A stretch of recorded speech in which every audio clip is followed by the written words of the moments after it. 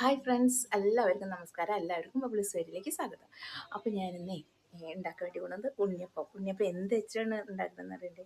അല്ല, പച്ചരി, മൈദ, റവ അങ്ങനെയൊക്കെ ഇട്ടല്ലേ. ഞാനിന്ന് നവര അരിയിട്ട് നല്ല ഹെൽത്തി ആയിട്ടുള്ള ഉണ്ണിയപ്പം ഉണ്ടാക്കാൻ വേണ്ടി പോവുകയാണ്. കണ്ടു നോക്ക്, കണ്ടിട്ട് അഭിപ്രായം പറയും.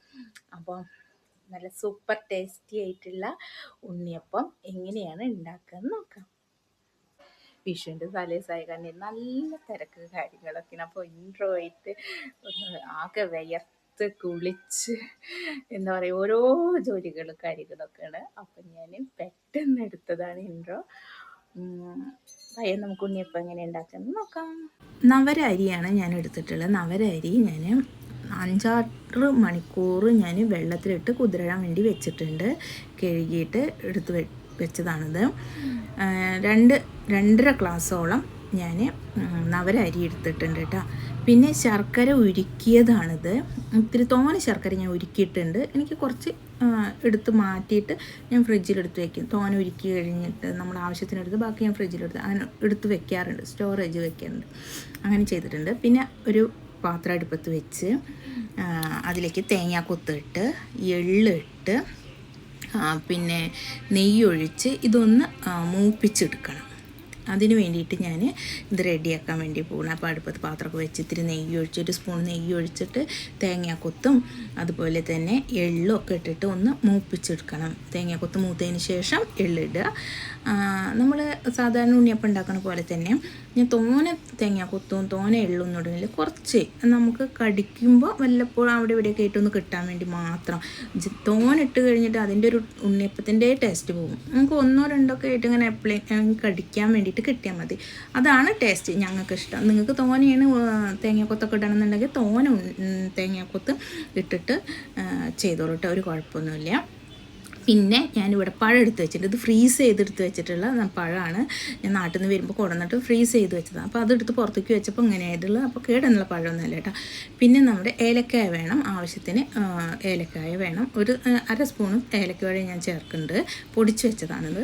അപ്പോൾ ഞാൻ ഇത് അരച്ചെടുക്കാൻ വേണ്ടി പോവാം. മിക്സിയിലിട്ടിട്ട് നമ്മുടെ അരി അരച്ചെടുക്കാൻ വേണ്ടിയിട്ട് ഞാൻ പോവുകയാണ്. അരച്ചെടുത്തതിന് ശേഷം ഇത് ഒരു തരിപ്പോട് കൂടിയിട്ട് വേണം നമ്മൾ അരച്ചെടുക്കാൻ. നല്ല പേസ്റ്റ് ആവരുത് കേട്ടോ.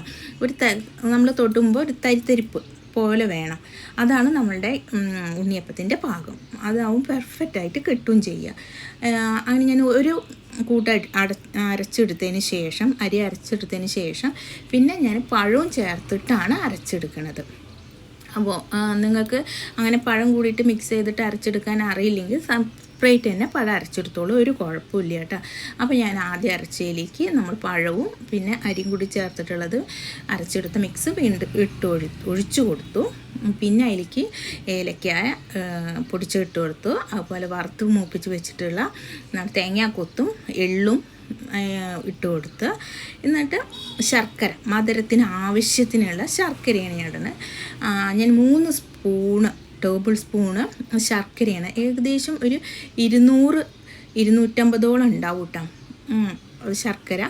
അതാണ് ഞാൻ ഇതിലേക്ക് ചേർക്കുന്നത്. നിങ്ങൾക്ക് മധുരം കൂടുതൽ വേണമെന്നുണ്ടെങ്കിൽ കൂടുതൽ ശർക്കര ചേർക്കുക, കുറവാണ് വേണമെന്നുണ്ടെങ്കിൽ കുറച്ച് ശർക്കര ചേർത്താൽ മതി കേട്ടോ. പിന്നെ പപ്പടം ഞാൻ വെള്ളത്തിലിട്ട് വെച്ചിട്ടുണ്ടായിരുന്നു. ആ പപ്പടം കൂടി ഞാൻ മിക്സ് ഇതിലേക്ക് ചേർക്കുന്നുണ്ട്.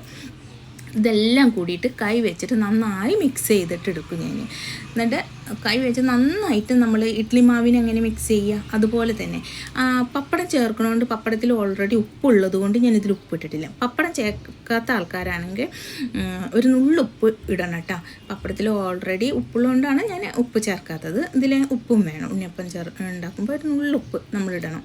അപ്പോൾ ഞാൻ മിക്സ് ചെയ്ത് നന്നായി കൈ വെച്ചിട്ട് മിക്സ് ചെയ്തിട്ട് ഞാൻ അടച്ചു വെച്ച്. ഇനി പിറ്റേ ദിവസമാണ് ഞാൻ ഉണ്ടാക്കാൻ വേണ്ടി ഒരു 8-9 മണിക്കൂറോളം ഈ മിക്സ് അങ്ങനെ തന്നെ ഇരിക്കണം.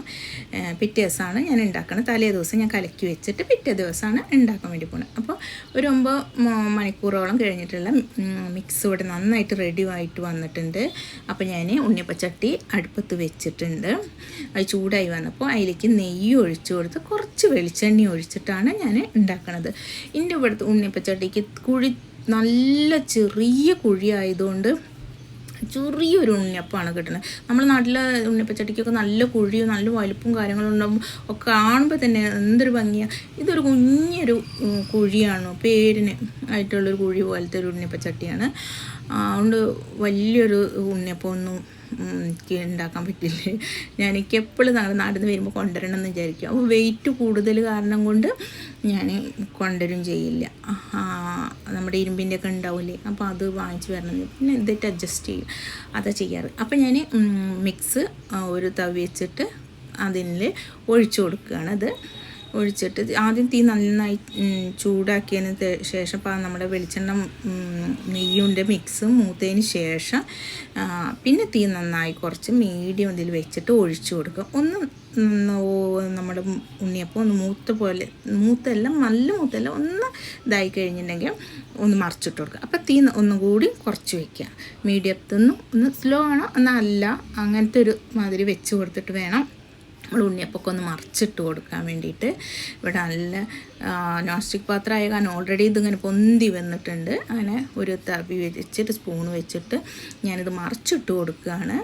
അതിനെ ഒരു സൈഡ് ഇങ്ങനെ മൂത്ത് വന്നിട്ട് ഒന്നും മൂത്തില്ല, അങ്ങനത്തെ പരിവാകുമ്പോൾ തന്നെ ഞാൻ മറിച്ചിട്ട് കൊടുക്കുകയാണ്. പിന്നെ ഞവരരിയുടെ കളറ് ഇതായതുകൊണ്ട് ഇത് നന്നായിട്ട് കറുത്ത പോലെ തോന്നും. അത് കറുത്തത് കരിഞ്ഞ പോലെ ഒക്കെ വിചാരിക്കുക, അത് കരിഞ്ഞതല്ല, നമ്മുടെ നവരരി ഇങ്ങനെ ആയതുകൊണ്ടാണ് ഈ കളർ വന്നിട്ടുള്ളത്. അങ്ങനെ ഒന്ന് നമ്മുടെ സൈഡ് മൂപ്പിച്ചിട്ടിട്ട് രണ്ട് സൈഡുകളും മറിച്ചും തിരിച്ചു ഇട്ടിട്ട് ഞാൻ മൂടെ വേവിച്ചെടുത്തിട്ടുണ്ട്. കണ്ടില്ലേ, നമ്മുടെ ഉണ്ണിയപ്പം ഇവിടെ റെഡി ആയി കഴിഞ്ഞിട്ടുണ്ട്.